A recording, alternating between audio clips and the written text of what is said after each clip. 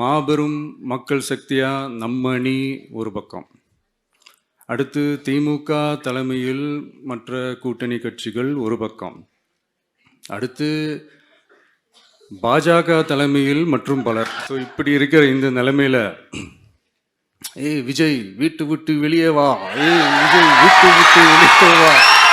அவரு வெளியில பொது வெளியில பார்த்தா தானே தெரியும். பொது வெளியிலே வரல. அந்த சம்பவத்தோட்டு 72 நாட்கள் ஒரு கட்சி தலைவரே வெளியே வரல. நாட்டில் என்ன நடக்குதுன்னு தெரியல. எந்தெந்த கட்சி எந்தெந்த கட்சியோட கூட்டணி இருக்குன்னு தெரியல. எந்த கட்சி தேர்தலில் தலைமை தாங்கன்னு தெரியல. அதை வச்சே நான் என்ன செய்வேன்? அவருக்கு ஒண்ணுமே தெரியாத போது எங்களை கேள்வி கேட்டால் அவர்கிட்ட போய் கேள்வி கேளுங்க.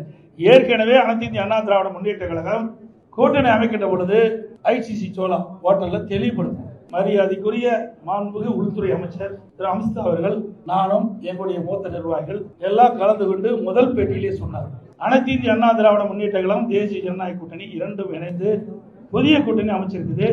இந்த கூட்டணிக்கு அனைத்து இந்திய அண்ணா திராவிட முன்னேற்ற கழகம் தலைமை தாங்கும். இந்த கூட்டணி தேர்தலில் வெற்றி பெற்று ஆட்சி அமைக்கும். அதிமுக ஆட்சி அமைக்கும். எங்களுடைய கூட்டணியுடைய முதலமைச்சர் வேட்பாளர் இபிஎஸ். இது அவரு டிவியில பார்க்கல, தொலைக்காட்சியில் பார்க்கல, பார்க்கறதுக்கு நேரம் இல்லை, மக்களை பார்க்கறதும் இல்லை, தொலைக்காட்சியில் பார்த்து தெரிஞ்சுக்கல, ஒண்ணுமே தெரியாததை வச்சு எங்கிட்ட கேள்வி கேட்கணும்.